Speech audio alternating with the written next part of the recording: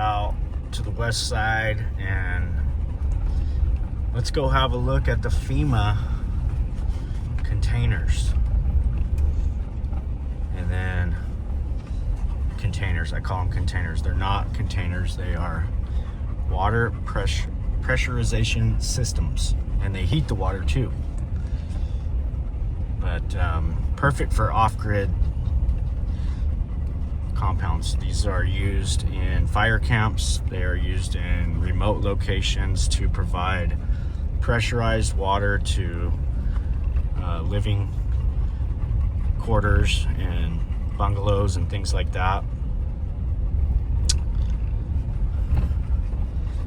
They're definitely a very unique item, and it's like finding a buyer on that is like finding a needle in a haystack.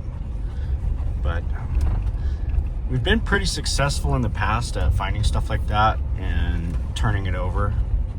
So I still have a lot of confidence that we are going to find somebody that will want to use those, possibly rent them. It's too bad I didn't have a better plan put together for this fire season, because there was a lot of fires that we've seen so far, and these are really the perfect little addition to a fire camp. If you have some water, even in just a fire truck or a tank, you can gravity feed into these units, and that's kind of what they're set for, is you can gravity feed into them. They have their own reservoir, so once you do that, all you have to have is 110 power, and everything is pressure controlled, so it'll keep the pressure live on whatever structure or whatever you're trying to have water pressure in. It keeps it going. So we're gonna move on out of the ranch. It is starting to get warm. There's a little road runner crossing the road there, and head out to the west side of town. Probably got the guys working out there, wrapping up the last little things on that one tiny home, and then they're gonna start those bathrooms. We might go look at that again too, just kind of reiterate what we were doing with those two modulars. We're gonna add some bathrooms, a sink and a shower. So we're gonna, and that was all part of a trade that we did for the those FEMA tanks. So we have to do 2 bathrooms, 2 showers in a little modular unit. I was talking to Juan, I think we can do it for roughly $10,000 in labor and material. And that's gonna set us up for the FEMA pressure systems and the balance of what I owe on the 5 acres. So if you go back to the other videos on the 5 acres that we got out there, waterfront property, 5 acres. And I haven't sold any of those yet, but I have had a lot of people reach out, and in this market, I think it's a good thing.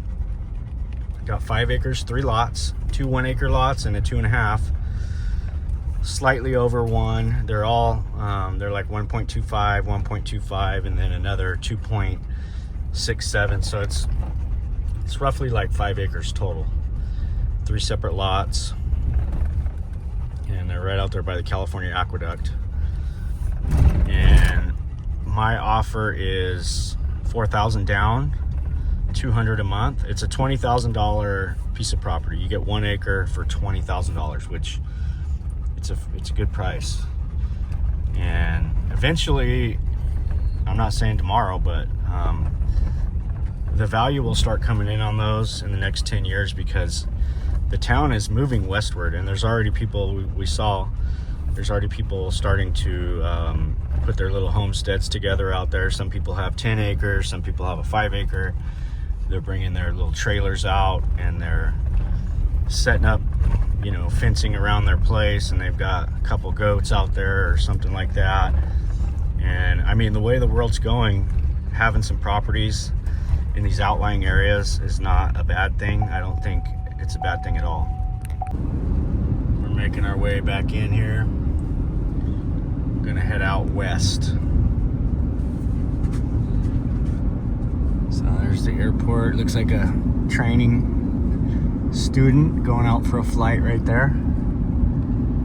That's where I did my training on a 175. I got 40 hours of flight time, and I still haven't got my solo yet. I know how to fly pretty good. I'm a pretty good pilot in a Cessna, but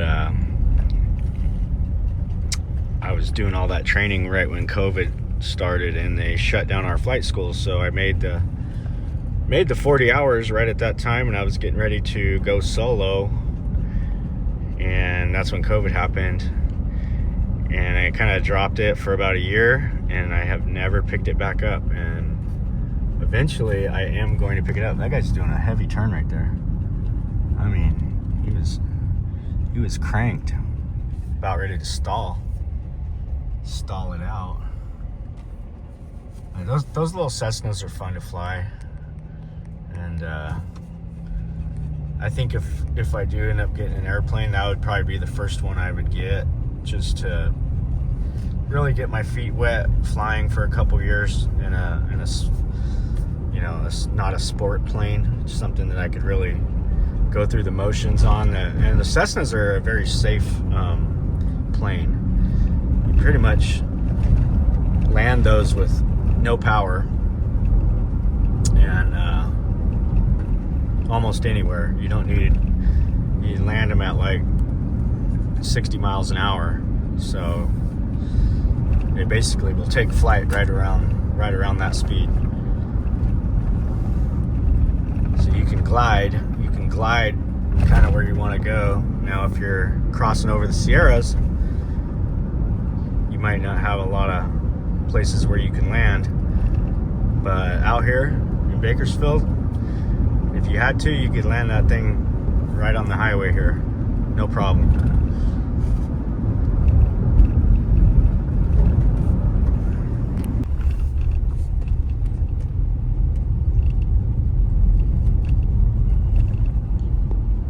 Well, let's see what we got. Kratzmeyer. This is Kratzmeyer Road here.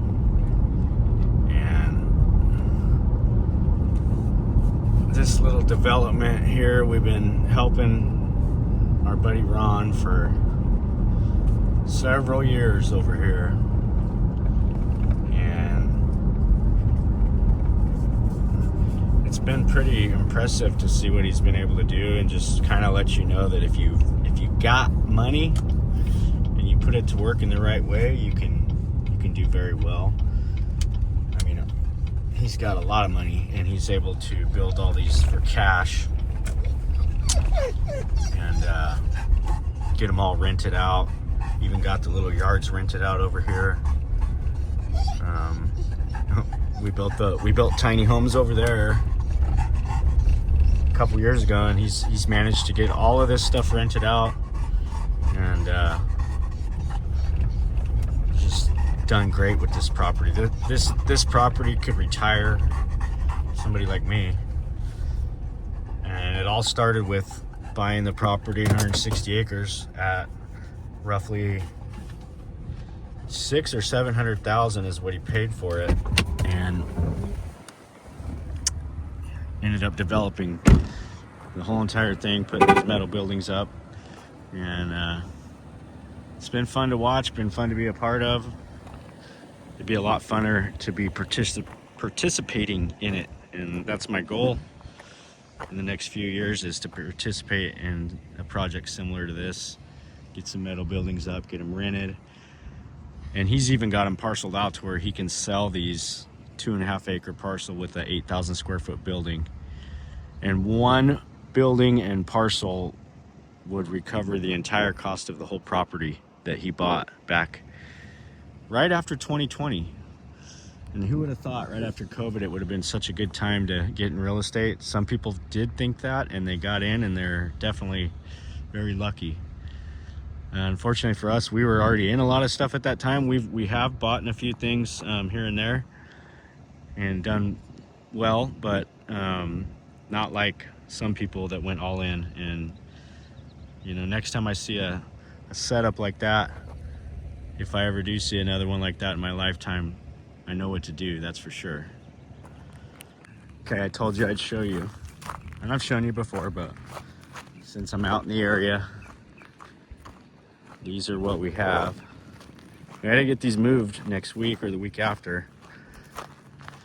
So Owen and I will do that, and I'm pretty sure we can get 2, 4, 6, possibly 8 of them on the trailer.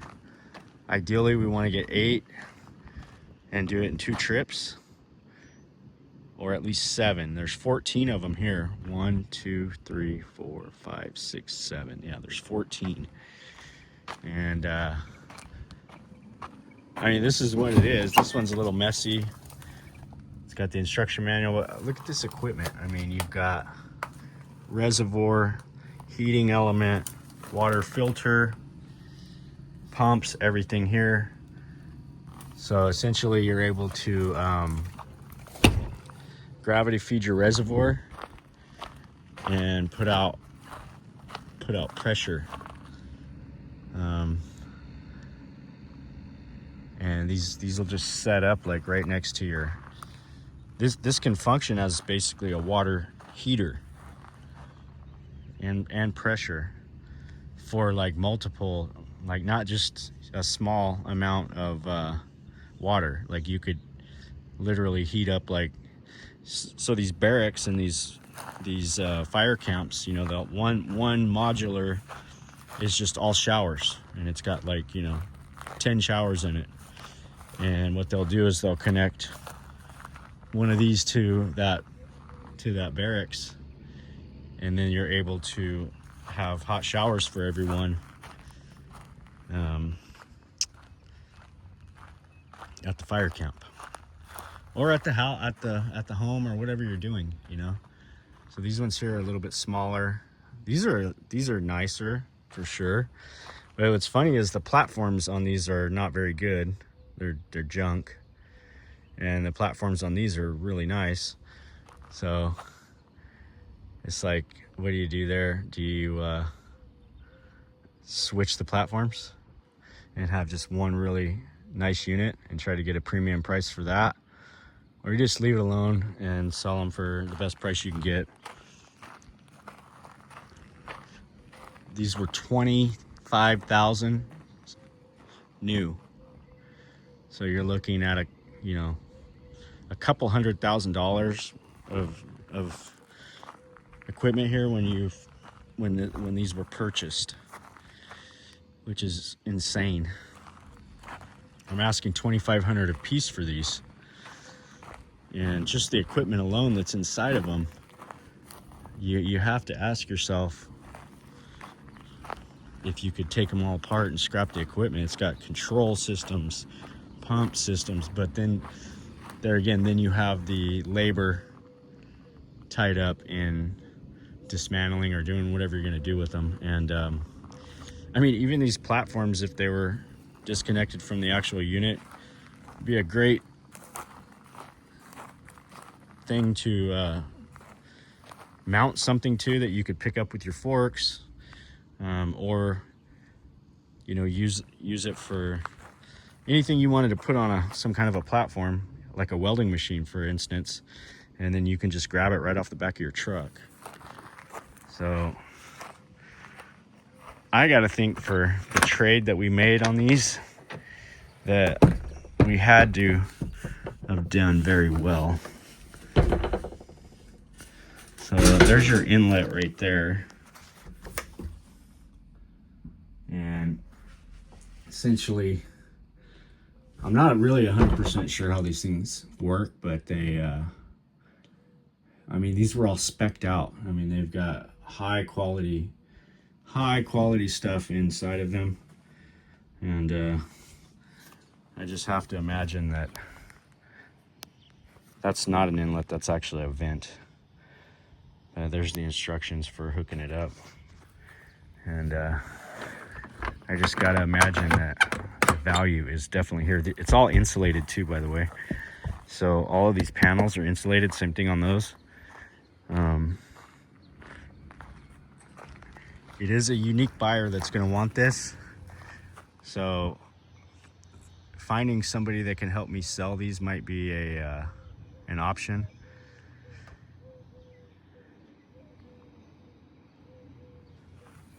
And again, you never know. Might not be able to sell them. That's the risk that you take when you do a trade. It's you got to use your best judgment, and I think I used good judgment on that. I think I got really good value there. Like I said, we got essentially hard money, roughly $10,000 in all of those units, somewhere in there. It's actually 13,000. So, and we were able to do a big cleanup that I was going to charge $2,500 for. So that went towards credit. That's the thing, we used a little bit of diesel and some labor, and we knocked that price right on down. And now we're gonna go finish up those bathrooms, which I'm saying 10 grand will be my all-in cost on them, but I'm hoping to actually have less. So you never know, we might end up in all of this stuff for even less than that. Because the property deal that we did also had a $5,000 remaining balance. So, I mean, this is the way you work your way into equity with things. You use the people that have money and you do work for them. And you don't have money, you have labor and you have your knowledge and your resources, and that's how you provide value. And then you turn around and sell the stuff or whatever you end up doing with it, but that's how you get your equity. That's how we got 5 acres of property and 14 of those units. It was all sweat equity. It was some cash out of pocket because we have to buy some materials, and some diesel fuel and some pay for some labor. But the hard money costs were much less than what the value of the land and those units. So if I can get the price that I think I can get for the property and for the units, then it's a home run, but that's the risk that you take. You're speculating. It's a speculation. It's American capitalism. That's what you do. You speculate on things, you make a decision, and you win or you lose. It could be equated to gambling. It could be definitely equated to gambling, but it's, for me, if I'm going to gamble, like I don't really care to gamble in the casino. I do like to play blackjack here and there, but for the most part, you won't ever find me in a casino playing slot machines or just even going to the casino, because that is a business made to extract money from you. And if you don't have your heartbeat on the pulse of whether it be blackjack or whatever you're good at, if you're a gambler, I know there's a lot of professional gamblers out there. If you don't have your heartbeat on the pulse, you're not going to win. Same thing goes for the stock market. The stock market has been great for a lot of people the last 5 years, and I can't deny that. I used to trade a lot of stocks. I used to day trade. I never was really successful at it. I was decent enough to not lose and make very little money, but I wasn't phenomenal at trading. The one thing about trading when I was doing it was that it took up a lot of my time. I mean, if I wanted to be a successful trader, I had to have my pulse on the market on a daily basis, which meant I was up very early. I was studying the markets every day, every night. I was spending more time trying to trade and not just work. And I wasn't making as much money as I would be if I was just not worrying about stocks and I was out there just doing the work. You know, a lot of people don't get it. Like, there's no easy way out of this other than just doing the work. You know, you got to do the work. So I might end up getting these too. This is a bathroom unit, and I'm pretty sure I'll end up getting them. He's a lot more proud of these because he sees more value in those, and I get it. It's a bathroom. A lot more people are going to use something like that. But I mean, look at that thing. It's all stainless steel, and he overpaid for it at auction, and I'm not going to let him transfer that down to me. If I get those units there, I'm not going to have more than 1,000 or 2 of sweat equity. I'm not paying any kind of money for these. I'm doing sweat equity. This one has a shower, so unfortunately it looks like the handle's messed up, so we're not going to be able to get in. Maybe we will. Can we get in?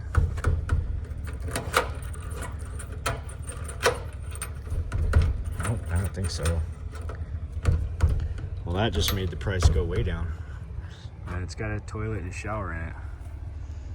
And a really nice unit. I mean, extremely nice. This one's just a toilet by itself. It's actually got the handle. There you go, a little lav and a toilet. I'll end up with these at some point. I already know it. It's just a matter of what kind of trade deal I can do. So here's the old classrooms, and we met over here yesterday. We got to put a septic in over there. We've got to run water from here to here. Power's already out here. We got power, and we got to frame up some walls in here.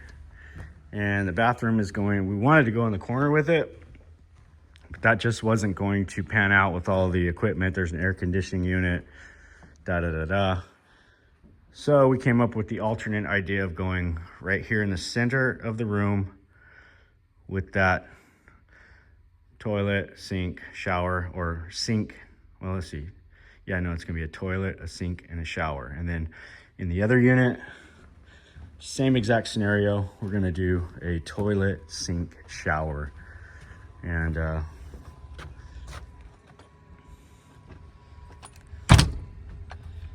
he wants me to rent this yard, and I would if I could afford it. This right here is 2.5 acres, and it's got 6,000 square foot building. It's got these, which could be converted into like a living, like a contractor that was really doing a lot, and you needed housing and a place to basically, if you're traveling all over California and you kind of needed a home base, boy, this place would work out really slick.